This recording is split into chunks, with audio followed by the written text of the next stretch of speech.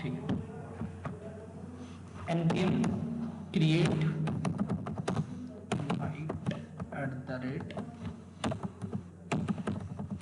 @latest, project का नाम context,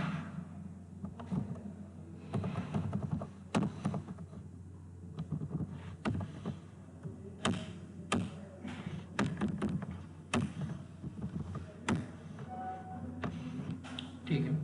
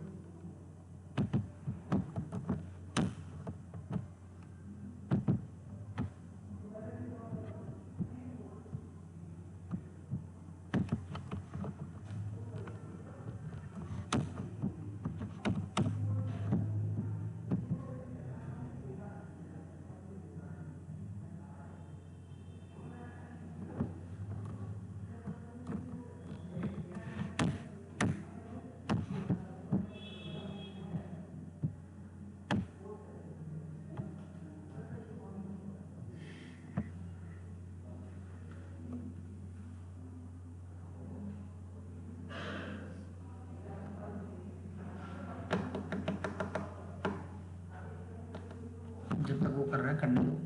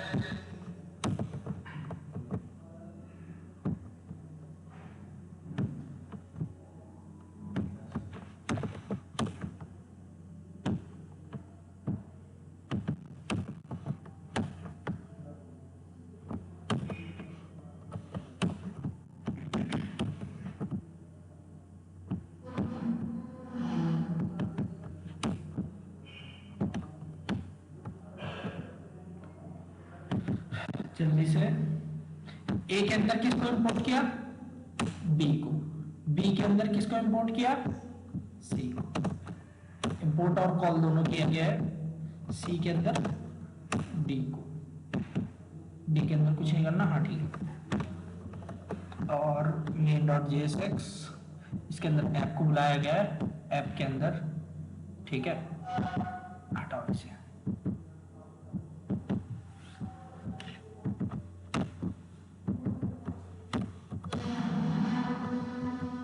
इसके अंदर बुलाया गया है एक सेव, यहाँ आओ, क्या हो रहा है,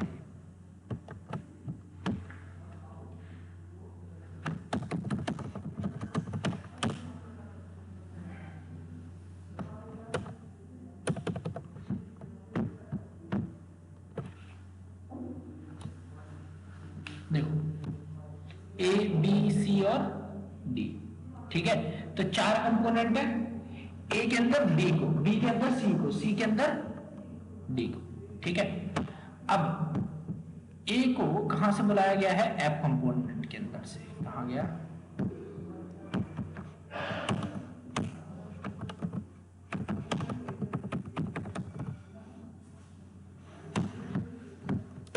A को कहां से बुलाया गया, ऐप कंपोनेंट से। अब अगर लेट करो मेरे को जो है कोई भी ऐसा डेटा जो कि मेरे को ऐप कंपोनेंट से डी के अंदर भिजवाना है, मैं क्या करूंगा, पहले ए, फिर बी, फिर सी, फिर डी,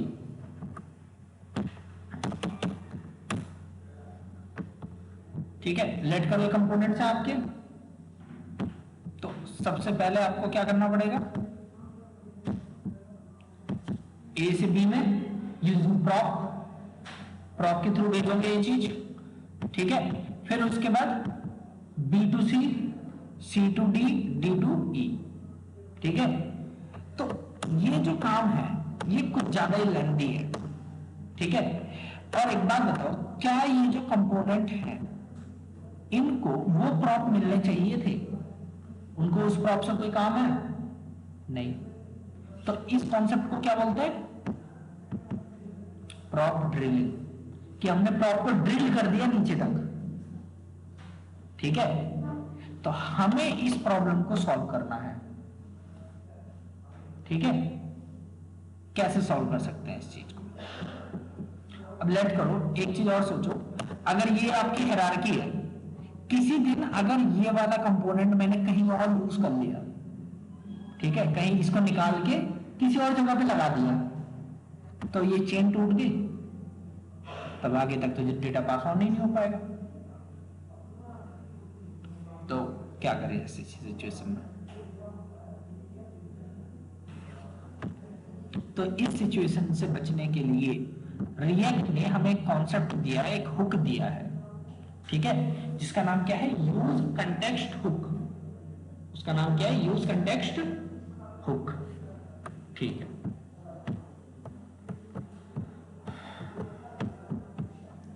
लेट करो मैंने अभी कॉन्स्ट यूजर इक्वल टू, उसके अंदर यूजर की आईडी है, ठीक है, उसका नाम है,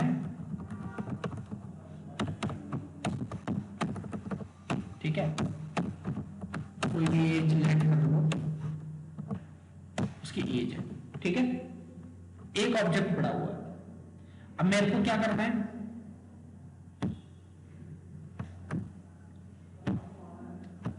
ए कंपोनेंट के अंदर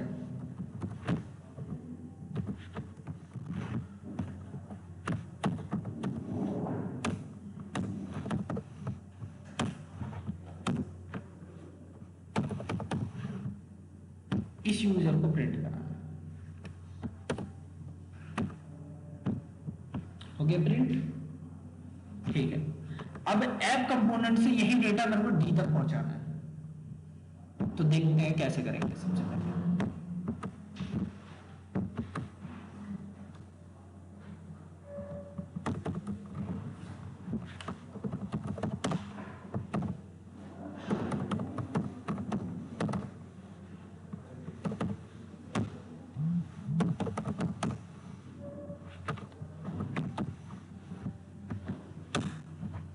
हमने यहां पे क्या इनपुट किया, क्रिएट कंटेक्स्ट हुक, अब जो ए है, मैंने क्या बोला, यूजर कंटेक्स्ट डॉट प्रोवाइडर,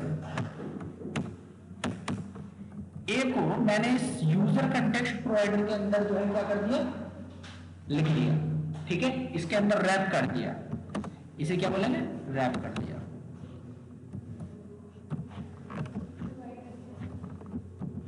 एक मिनट बता रहा हूं,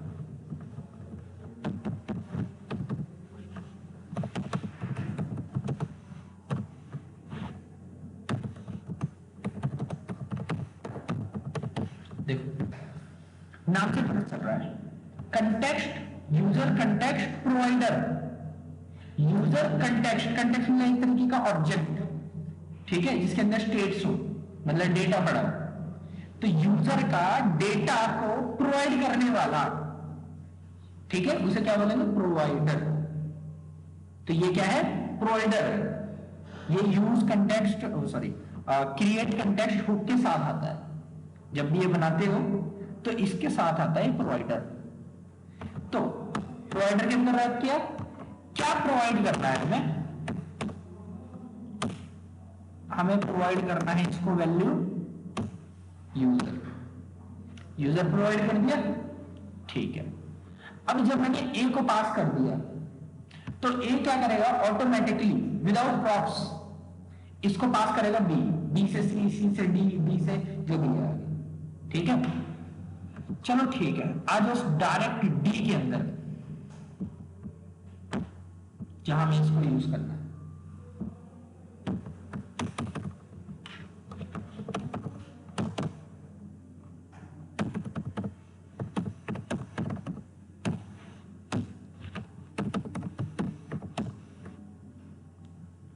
मैंने यहां पे यूज कंटेक्स्ट हुक को यूज किया, और एक ऐप कंपोनेंट का है, ऐप कंपोनेंट के अंदर से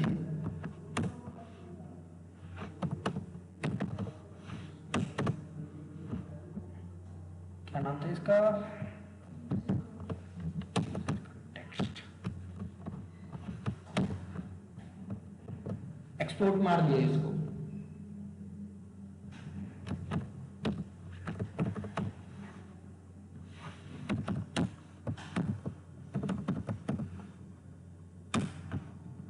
यूजर कंटेक्स्ट को यहां पे इंपोर्ट कर लिया, ठीक है। अब यूजर कंटेक्स्ट के अंदर से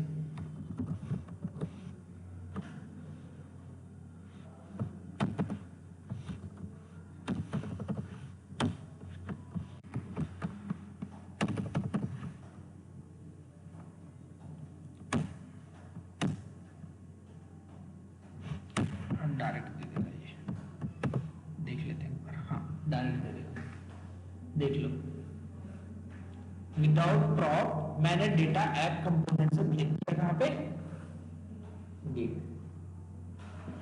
ठीक है। तो इस तरीके से आप डेटा भेज सकते हो जाएगा यहां तक सबसे, ऑनलाइन में जो भी है एक बार दोबारा देखो क्या क्या किया है। एक ऑब्जेक्ट बनाया यूजर नाम का, फिर उसके बाद एक कंटेक्स्ट बनाया, कंटेक्स्ट समझ लो एक तरीके का ऑब्जेक्ट बना दिया, एक रैपर बना दिया जिसके अंदर डेटा आएगा फ्यूचर में, कंटेक्स्ट बना दिया। कंटेक्स्ट बनाने के बाद मैंने इसका नाम क्या रखा है, यूजर कंटेक्स्ट। फिर user context dot provider, user context के अंदर ही एक क्या है, प्रोवाइडर है, जिसमें हमने बोल दिया कि वैल्यू इक्वल टू यूजर, कि हम क्या चीज प्रोवाइड कर रहे हैं अपने चाइल्ड को। तो इसका चाइल्ड कौन है, ए। तो ए के जितने भी चाइल्ड के अंदर सब चाइल्ड जितने भी है, जितने भी कंपोनेंट कॉल किए गए हैं, ठीक है, सब में ये चीज ऑलरेडी प्रोवाइडेड होगी। और क्या, तो अब सब में प्रोवाइडेड है, जहां यूज करना है उस कंटेक्स्ट को यहाँ आप लोग जो है यूज कंटेक्स्ट के थ्रू जो है लो, फिर उसके बाद इंपोर्ट करके उसको यूज करना डायरेक्ट, ठीक है।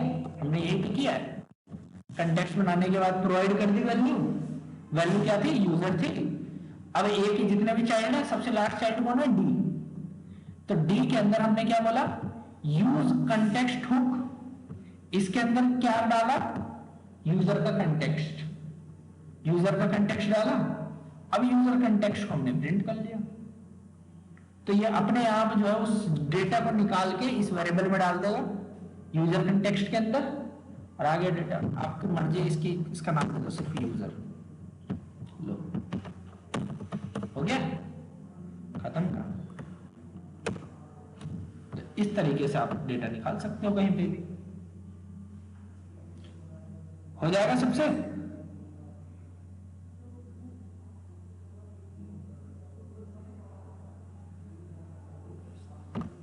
ऑनलाइन में माइक में मतलब सबने म्यूट कर रखा है, मैं जो है क्या कहता कोई बोल नहीं रहा।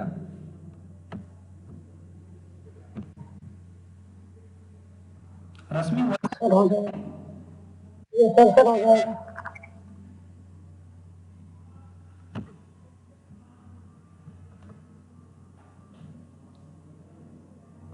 विशाल वॉइस आ रही है?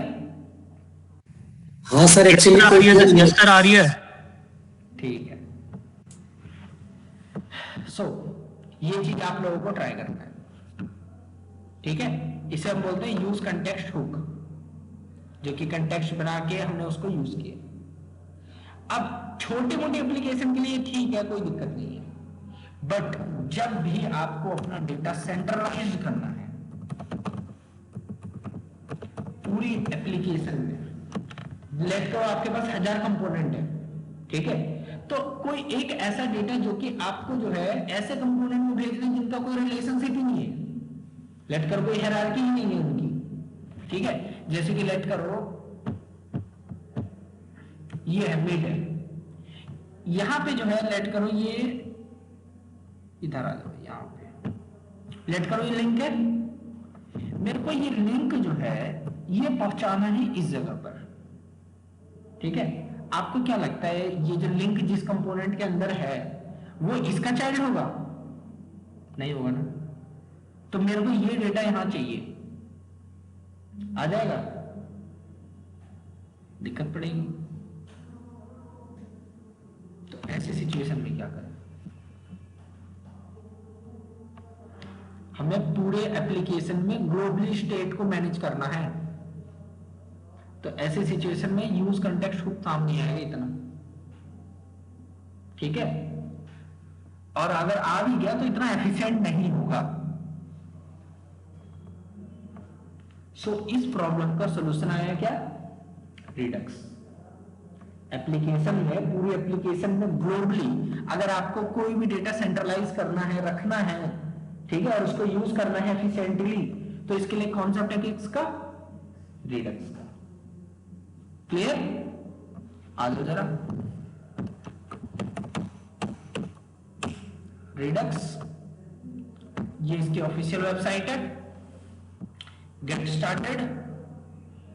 वैसे पहले इसके होम पेज पे आ जाओ, जरा देखना क्या लिखा हुआ है।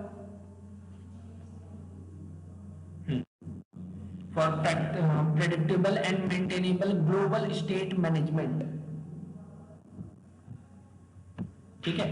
Redux help you write applications that behave consistently, run in different environments। देखो क्लाइंट पे भी चल सकता है, सर्वर पे भी चल सकता है, इवन नेटिव एप्लीकेशन में भी। दैट मीन्स कि जो भी नेटिव एप्लीकेशन, जैसे कोई डेस्कटॉप एप्लीकेशन के लिए बना रहा है या रिएक्ट नेटिव में यूज करना चाहे, तो वहां पे भी Redux को यूज कर सकते हो आप लोग, ठीक है। फिर दूसरा क्या है? सेंट्रलाइज्ड, कि पूरा डेटा एक ही जगह पर, पूरी एप्लीकेशन का डेटा, ठीक है। Centralised your application states and logic also, ठीक है। Enables powerful capabilities like undo, redo, state persistence and much more. Easily debuggable है, फ्लेक्सिबल है, बहुत अच्छा खासा इसका इकोसिस्टम है, कम्युनिटी बहुत ज्यादा है, ठीक है। तो ये बहुत ज्यादा पॉपुलर है रिडक्स। इवन एंगुलर जैसे फ्रेमवर्क में भी रिडक्स यूज कर सकते हो आप लोग, ठीक है। ये इतना पॉपुलर है। तो स्टार्ट करते हैं। गेट स्टार्टेड, ट्यूटोरियल्स, ठीक है। अब एक चीज और दिखानी थी, ये देखो क्या लिखा हुआ है? Redux toolkit is our official recommended approach for writing Redux logic. हाँ, ठीक है। पहले जो है ना सिर्फ Redux यूज करते थे हम लोग, ठीक है, Redux यूज करते थे, फिर बकोर बाइंडिंग अलग अलग बहुत तामझाम होता था, ठीक है। तो नए वर्जन में इन्होंने लॉन्च कर दिया है क्या? Redux toolkit, ठीक है। तो अब ये बोल रहे हैं जो भी नए एप्लीकेशन बनाओ सब नई अप्रोच से बनाओ। इवन ये बहुत ज्यादा लेस है, फास्ट है, बहुत सारी चीजें इसमें, ठीक है। तो यहां पे आओ, क्विक स्टार्ट पे आ जाओ।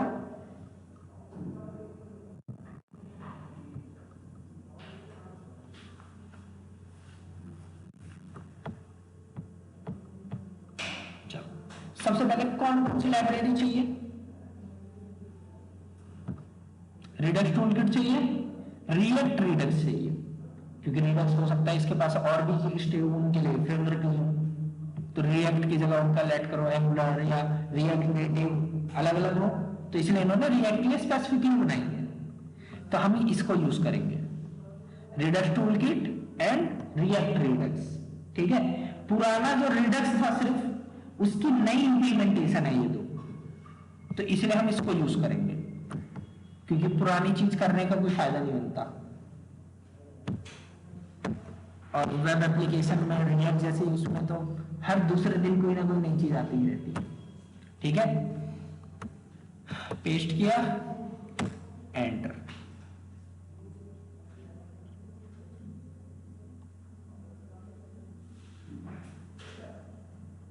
ठीक है। रिएक्ट रिडक्स हो गया। एक बार इसे हटाओ, पैकेज.json में आओ,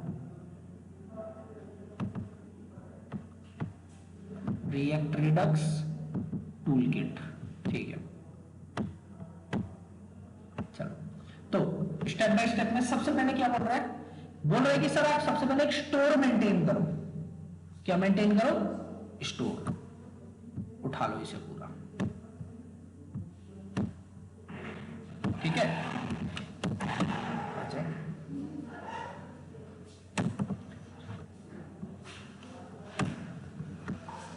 एक फोल्डर बनाया, नाम क्या दिया उसका? रिडक्स, ठीक है। इस रिडक्स के अंदर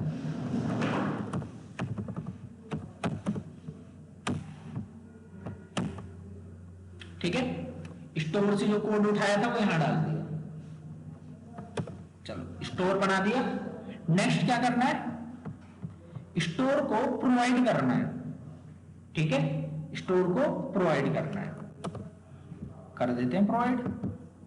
मेन के अंदर आप यहां पे मेरे को चाहिए प्रोवाइडर रिएक्ट रिडक्स से, उस प्रोवाइडर के अंदर रैप करना है किसको?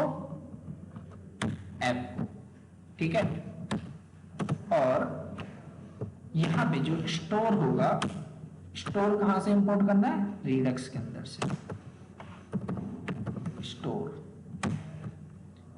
इंपोर्ट कर लिया, यहां पे डाल दिया प्रोवाइडर में इसको प्रोवाइड कर दिया कि हमारी पूरी एप्लीकेशन इस वाले स्टोर का यूज करेगी, ठीक है। नेक्स्ट, प्रोवाइड करने के बाद अब क्या करना है? एक स्लाइस तैयार करनी है, ठीक है। अभी हम इसके अकॉर्डिंग चल रहे हैं, तो ये वाली स्लाइस बना लेते हैं, ठीक है।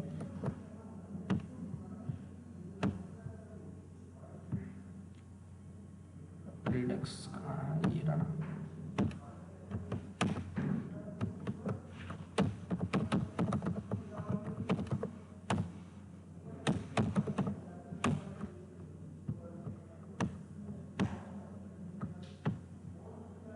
क्या क्या लिखा हुआ है? टूलकिट, काउंटर, वैल्यूज, हाँ ठीक है, उठा लो,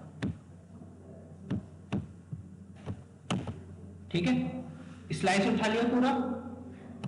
next, add slice reducer to the store, ठीक है। अभी बताऊंगा, पहले सेटअप कर लें उसके बाद, ठीक है। नेक्स्ट, कहाँ गया आपका? क्या क्या करने वाला था मैं? स्टोर के अंदर उसका रजिस्टर, रिड्यूसर, ठीक है।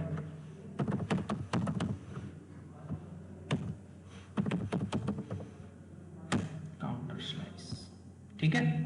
रिड्यूसर के अंदर हमने मेंशन कर दिया, क्लियर। अब यहां पे जो है ये बोल रहा है कि यूज करो स्टेट और एक्शंस को कंपोनेंट्स के अंदर। चलो यूज करते हैं, इस पूरे को उठा लो, कॉपी करो, एक कंपोनेंट बनाओ, काउंटर डॉट जेएसएक्स, पेस्ट, ठीक है। सीएसएस हमारे पास है नहीं, हटाओ, रिएक्ट मेरे को चाहिए नहीं, और एक्सपोर्ट कर रखा है, एक्सपोर्ट डिफॉल्ट, ठीक है। ऐप कहाँ है, ऐप के अंदर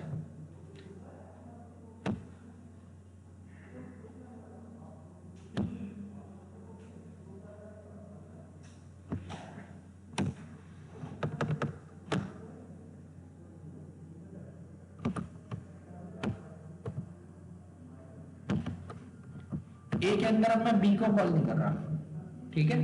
बी को कॉल नहीं कर रहा, अरे सॉरी, क्या नाम था उसका, काउंटर,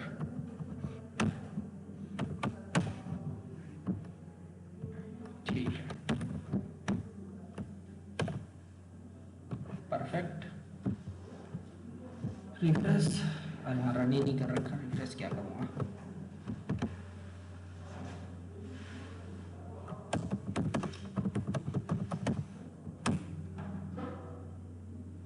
ठीक है,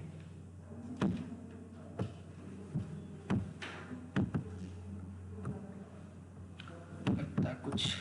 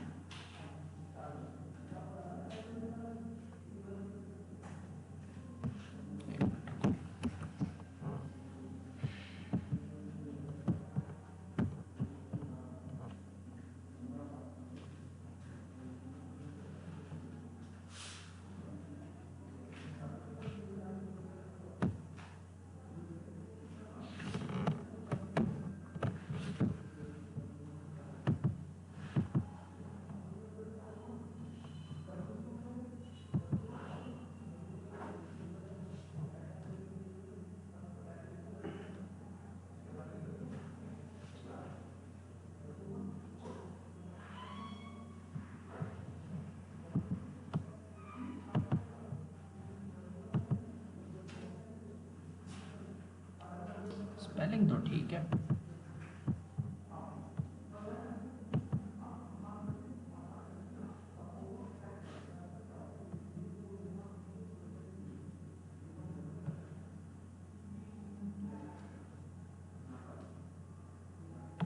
एक्शंस भी ठीक से किया गया। एक मिनट रुकना,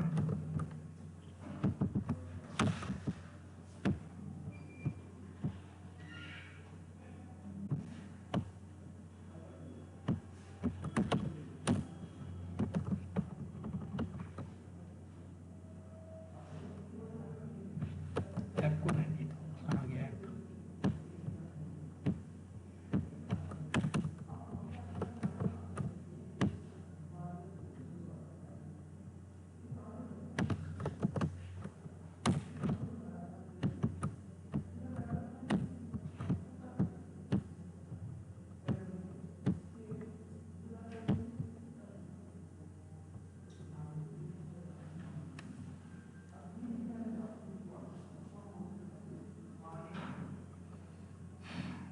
क्या दिक्कत आ रही है इसे,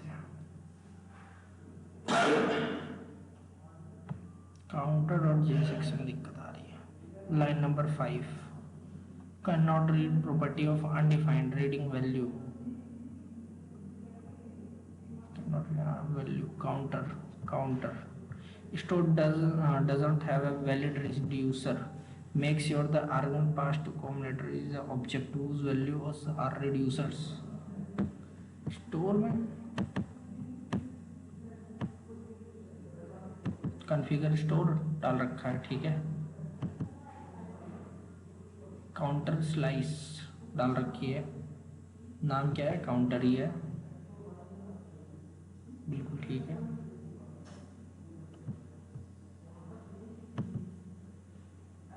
काउंटर स्लाइस के अंदर से क्या क्या एक्सपोर्ट किया गया है, डिफ़ॉल्ट में ये, नेम्ड एक्सपोर्ट में ये। एक मिनट रुको, कुछ ना कुछ दिक्कत हुई है, एक बार इसे बंद करके दोबारा ऑन करना।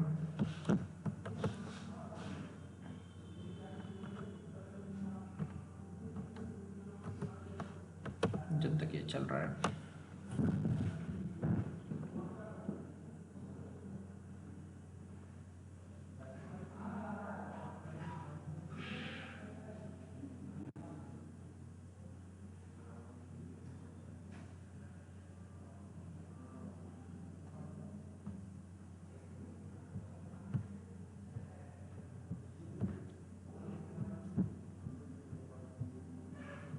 स्लाइस से भी रिड्यूसर और एक्शंस दो चीज़ पास की गई।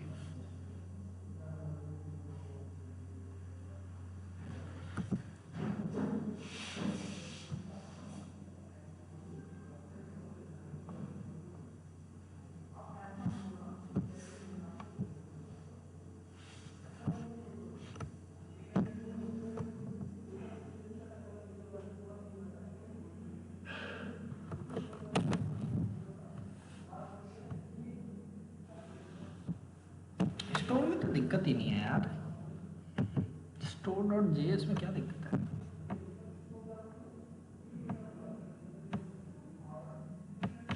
काउंटर स्लाइस सेम जगह पर है कि नहीं है, सेम जगह पे ही पड़ी है।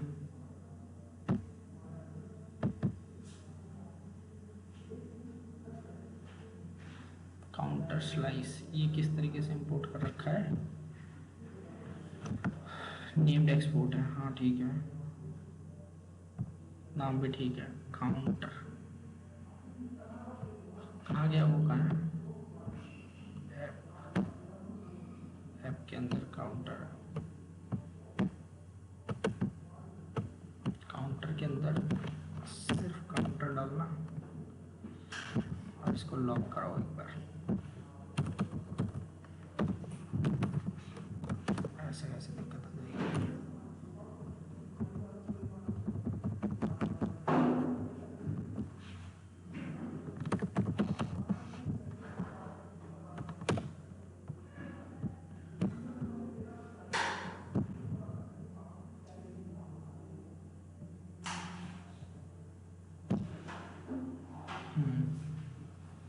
अनडिफाइंड बता रहा है।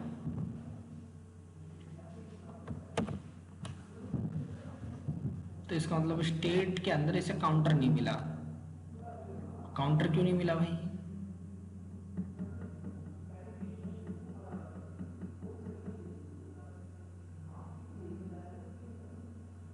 इनिशियल वैल्यू क्या थी उसकी, 0 थी।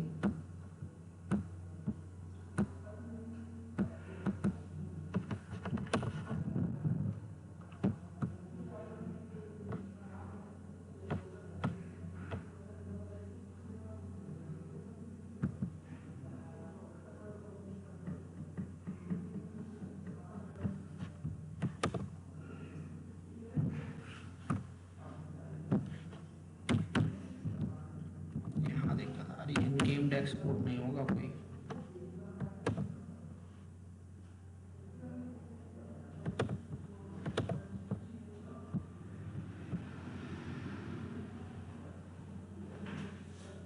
Okay, objects are not valid child, हाँ हो गया काम। कहाँ गया काउंटर, ये रहा counter dot value, perfect, refresh, no error, हाँ वैल्यू भी आ रही है, क्लिक हो रहा है, ठीक है। वो हमने जो वो किया था ना, क्या बोलते हैं, कहाँ गया स्टोर में, ये वाला, ये जो हमने इंपोर्ट किया था इसको गलत वो कर लिया था, ये हमने नेम निकल लिया था। ठीक है, इसका नाम कर दो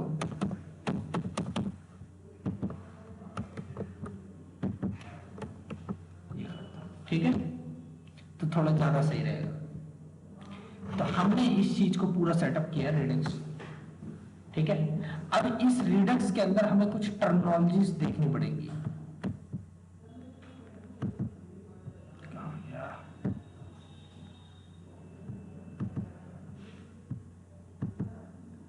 ठीक है, इसके अंदर हमें कुछ टर्मिनोलॉजीज देखनी पड़ेंगी।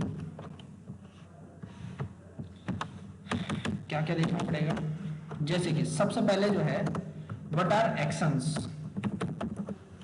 ठीक है, फिर उसके बाद व्हाट आर रिड्यूसर्स, फिर उसके बाद स्टोर। ठीक है, देन उसके बाद व्हाट आर स्लाइस। ये सारी चीजें देखनी पड़ेंगी। ठीक है, और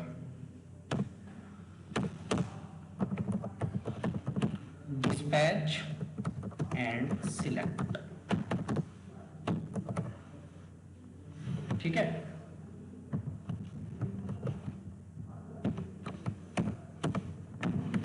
ये चीजें हमें देखनी पड़ेगी। क्लियर?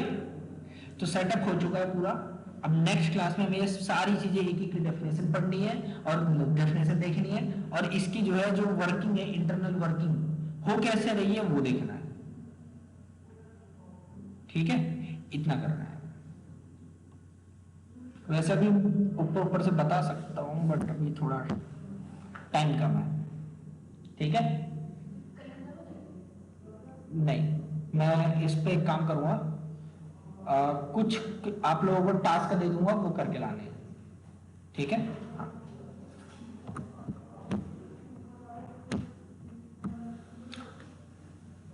ये मैं पूरा प्रोजेक्ट आप लोगों को शेयर कर दे रहा हूं, एक बार इसको देख लेना। और वैसे भी सारी कॉन्फ़िगरेशन तो सामने ही की है, तो आप लोग भी करके देख के कर ही सकते हो।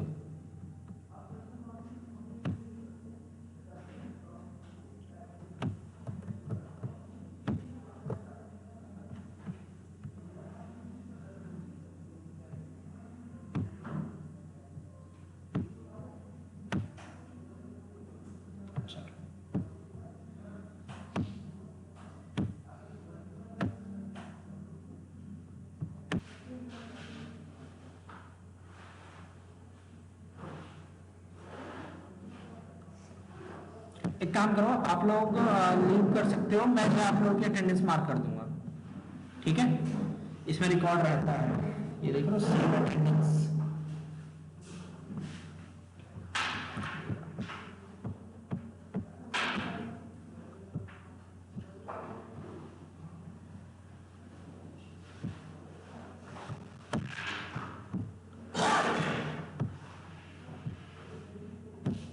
ठीक है, फिर नेक्स्ट क्लास मिलते हैं सबसे।